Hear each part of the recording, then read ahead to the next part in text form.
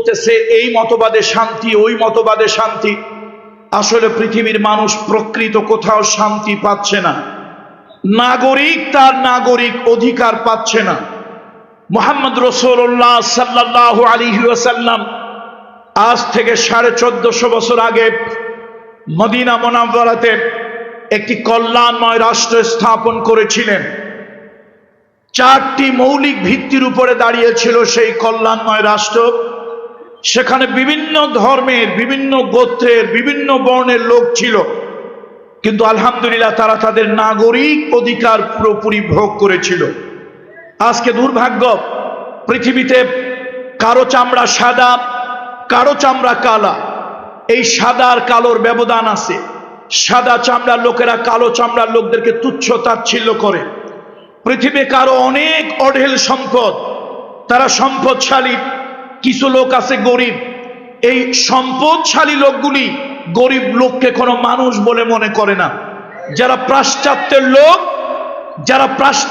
লোক তারা প্রাচ্যের লোকদেরকে মানুষ বলে মনে করে না। এই যে মানুষে মানুষে ডিসপ্যারিটি, মানুষে মানুষে বৈষম্য, এই বৈষম্য দূর করার জন্য Karl Marx, Lenin, Plato, Copernicus, কিপলক, Rousseau, Voltaire, Maxim Gorky, Bertrand Russell, Shakespeare, Rabindranath Thakur, Kazi Nazrul Islam, আমার দেশের মহান নেতারা যেমন বঙ্গবন্ধু শেখ মুজিবুর রহমান, শহীদ বীর মুক্তিযোদ্ধা জিয়াউর রহমান, মৌলানা এম.এ.জি.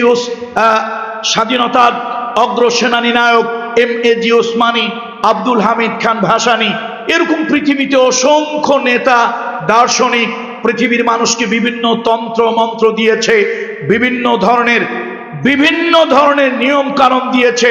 অ্যাকচুয়ালি নাগরিকরা কতটুকু নাগরিক অধিকার পেয়েছে সেটা দেখার বিষয়। নাগরিক কতটুকু অধিকার পায় এটা দেখতে হলে মদিনার শিশু রাষ্ট্রের উপরে তাকাতে হবে। ঢাকা বিশ্ববিদ্যালয় অল্প কিছুদিনের জন্য আমি রাষ্ট্রবিজ্ঞান, পলিটিক্যাল সায়েন্সের ছাত্র ছিলাম।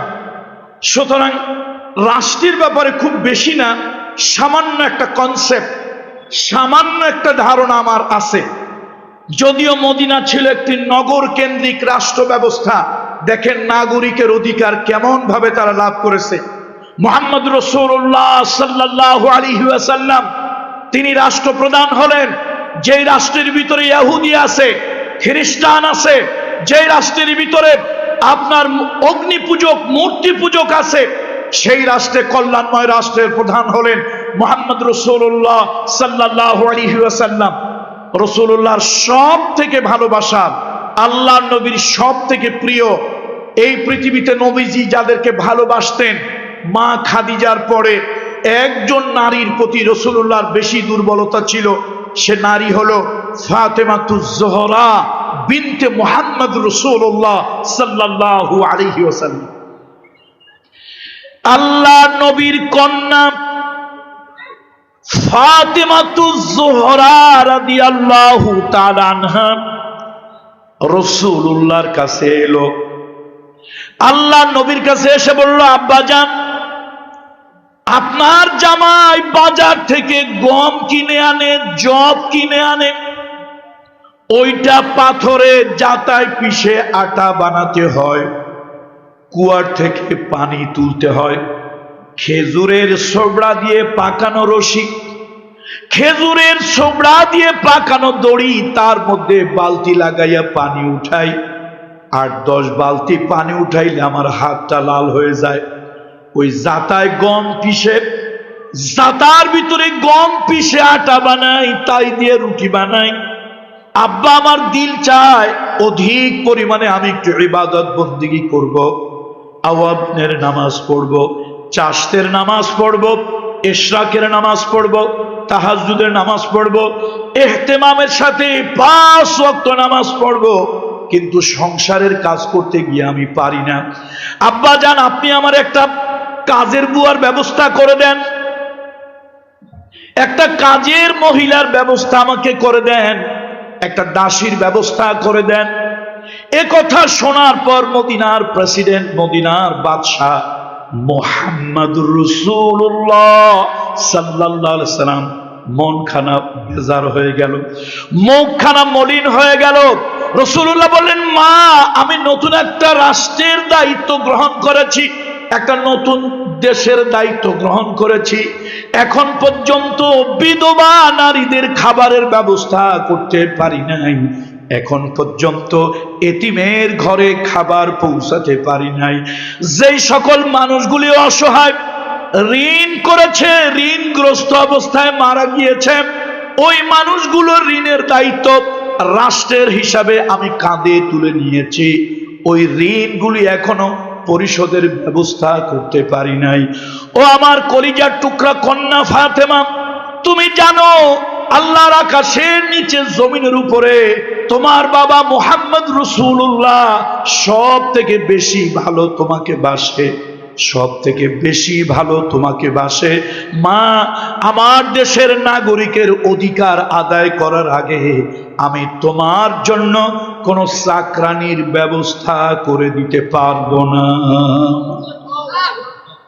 একটা নতুন রাষ্ট্রের দায়িত্ব নিয়েছেন মা খাদিজা রাদিয়াল্লাহু তাআলা আনহার পরে সব থেকে রাসূলুল্লাহর দুর্বলতা ছিল তার কন্যা ফাতেমাতুজ জোহরার প্রতি।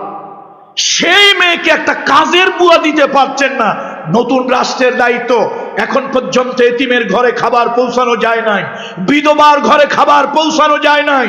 যে মানুষগুলি ঋণ করে নিজের পেটের দায়ে, জীবন জীবিকার দায়ে ঋণগ্রস্ত হয়েছে, সে মানুষগুলো এখন পর্যন্ত তাদের ঋণের দায় রাষ্ট্র নিয়েছে, মুহাম্মদ রাসূলুল্লাহ তার কাঁধে তুলে নিয়েছে, সেগুলির এখনো ভালো ব্যবস্থা করা যায় নাই। সুতরাং আল্লাহ নবী বলছে, মা, তোমাকে এই অবস্থায় আমি কোনো দাসীবাদীর ব্যবস্থা করে দিতে পারি না, বরং তোমাকে একটা আমল শিখাই দেই। প্রত্যেক ফরজ সালাতের পরে এই আমলটা যদি তুমি করো, অল্প সময় অধিক আমল করার সওয়াব তুমি পাবে। আমল বলা আমার উদ্দেশ্য নয়, উদ্দেশ্য হলো নাগরিকের অধিকার। একটি কল্যাণময় রাষ্ট্রে সর্বপ্রথম একজন নাগরিক তার যে মৌলিক অধিকার, সেটা হলো তার বাঁচার অধিকার সে পাবে, তার বস্ত্রের অধিকার সে পাবে, তার খাদ্যের অধিকার পাবে, তার সুবিচার ন্যায় বিচার সে পাবে। সে হিন্দু হোক, বৌদ্ধ হোক, খ্রিস্টান হোক, একটি কল্যাণময় রাষ্ট্রে একটা নাগরিক, হি হ্যাজ রাইটস, তার অধিকার আছে। এটা করুণা নয়, সে তার কারো কাছে করুণা ভিক্ষা চাচ্ছে না, সে তার অধিকার চাচ্ছে। একটা মায়ের সন্তান, একটা মায়ের গর্ভজাত সন্তান পৃথিবীতে যখন ভূমিষ্ঠ হয়, সে পৃথিবীতে প্রথম যখন কান্না করে, এই কান্নার দ্বারা সে তার মাকে বুঝায় দেয়, আমার পেটে ক্ষুধা লেগেছে, খাবারের ব্যবস্থা করো। একটা মানুষের প্রথম হচ্ছে তার পেটের ক্ষুধা নিবারণ। একটা রাষ্ট্রের সর্বপ্রথম দায়িত্ব হয় নাগরিকদের পেটের ক্ষুধার ব্যবস্থা করা। অথচ দেখা গেল আমার দেশে কত জনগণ না খেয়ে থাকে, আর কিছু ডাকাতেরা বিদেশে 365টা বাড়ি এক ডাকাতে বানায়। এগুলোকে তো ফাঁসি প্রকাশ্য দিবালোকে, জেলখানার 4 দরজার 4 দেওয়ালের আড়ালে, গোপনে নয়, প্রকাশ্য দিবালোকে এই মানবরূপী জানোয়ারগুলোকে ফাঁসি দেওয়া দরকার, যারা রাষ্ট্রের জনগণকে অভুক্ত রেখে যারা নাকি কি করে, বিদেশে টাকা পাচার করে। আপনারা জানেন একবার একটা রোবট আনা হয়েছিল বাংলাদেশে, সোফিয়া। এই রোবট আনা হলো কৃত্রিম একটি মানব, আনা হলো রোবটিক মানব। সেই মহিলা, সে একটা মহিলার আদলে ছিল, তার মধ্যে কিছু সিস্টেম ঢুকিয়ে দেওয়া হলো। সে সিস্টেম ঢুকিয়ে দেওয়ার কারণে সে কথা কয়, হাসে, এ জাতির অনেক বিষয় বলে। একটা রোবট নারী, রোবট সোফিয়ার মুখের হাসি দেখার জন্য বাংলাদেশের মন্ত্রীরা, প্রধানমন্ত্রী শুদ্ধ অস্থির হয়ে গেল। এদেশ অ্যাডভান্স হয়েছে টেকনোলজিতে, এদেশ ডিজিটাল হয়েছে ইত্যাদি বোঝানোর জন্য একটা সোফিয়া ভাড়া করে আনা হলো। তার মুখের একটু কথা শোনার জন্য আর হাসি দেখার জন্য কোটি কোটি টাকা খরচ হলো।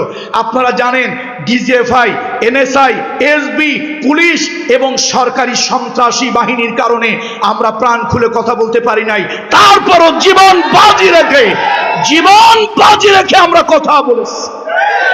আমি রাষ্ট্রের কাছে প্রশ্ন করেছি, ঢাকা মেডিকেল কলেজে হাজার হাজার জীবন্ত সোফিয়া, হাজার হাজার মা বোন একটা বেড পায় না, সে বারান্দার ভিতরে একটা ম্যাট, একটা মাদুর বিছিয়ে সেইখানে চিকিৎসা নেয়।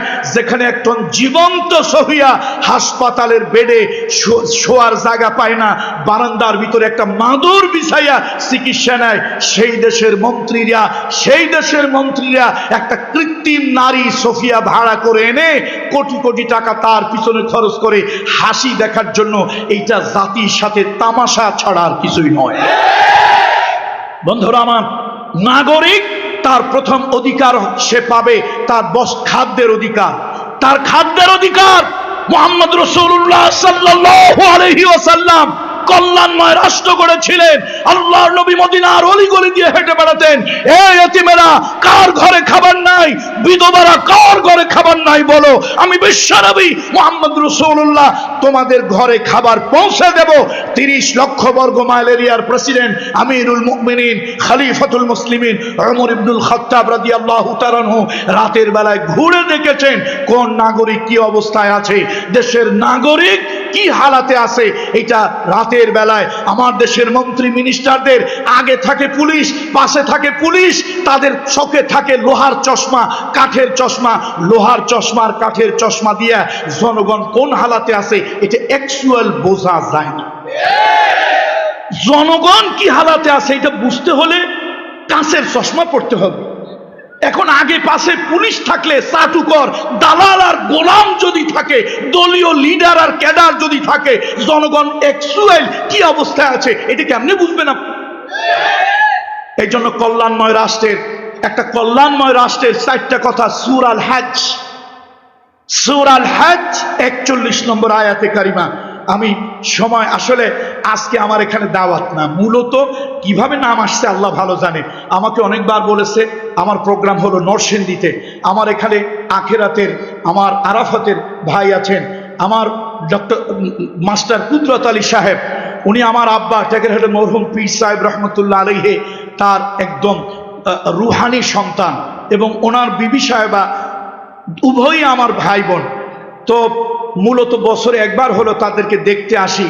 আমার সকালবেলায় মহিলা প্রোগ্রাম ছিল, রাতের বেলায় কক্সবাজার মাহফিল, সেটা সেরে আমি নরসিংদী যাব। মাগরিবের পর একটু সালাম দেওয়ার কথা ছিল, এখন সালাম করতে করতে কালামও আপনাদের সাথে হয়ে যাচ্ছে। এই জন্য আজকে আর কথা লম্বা নয়, তর্জমা ব্যাখ্যা নয়। একটা কল্যাণময় রাষ্ট্র কি কি গুণ থাকতে হবে 4টা কথা আল্লাহ নিজেই বলেছেন। আল্লাযীনা ইম্মাক্কান্নাহুম ফিল আরদ, আল্লাযীনা ইম্মাক্কান্নাহুম ফিল আরদ। আল্লাহ তাআলা যদি সূরা আল হজ 41 নম্বর আয়াতে কারিমা, আল্লাহ তাআলা কোন মুসলমানদেরকে একটা ভূখণ্ড যদি দান করেন, কোন দেশ, কোন একটা ডিমার্কেশন এরিয়া, এই এরিয়ার যদি আল্লাহ তাআলা মুসলমানদেরকে মালিক বানায়, তাহলে তারা 4খানা কাজ করবে। প্রথম কাজ হলো আকামুস সালাত, নামাজ কায়েম করবে। কি করবে বলুন? নামাজ কেন কায়েম করবে? নামাজি যদি হয় রাষ্ট্রের নাগরিক, মুসলমানরা, অমুসলিমরা না, মুসলমানরা যদি নামাজি হয়, পরকালের চিন্তা আসবে, আখেরাতের চিন্তা আসবে, জবাবদেহিতার চিন্তা আসবে। ইন্নাস সালাতা তানহা আনিল ফাহশাই ওয়াল মুনকার। নামাজিকে সকল ধরনের অপকর্ম, পাপাচার থেকে তাদেরকে বিরত রাখবে। নাগরিকদের মৌলিক চরিত্র ভালো হবে, এই জন্য নামাজি হওয়া দরকার। রাষ্ট্রীয়ভাবে নামাজ হবে।